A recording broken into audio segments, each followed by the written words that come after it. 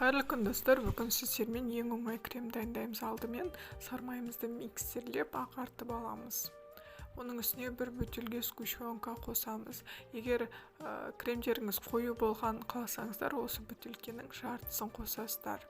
Сол кезде крем қою болып шығады. Мен кішкене сұйық болған қалағандықтан сгущенка көбірек қостым. Бұл кремді медовый торт, Наполеон және де түрлі бисквиттен жасалған торттарға қолдансаңыз болады. Өте оңай және дәмді кремдердің бірі. Сонымен Наполеонды осылай жинап шықтым. Өте сұйық крем болды менде. Бірақ тортым өте дәмді шықты. Міндетті түрде жасап көріңіздер.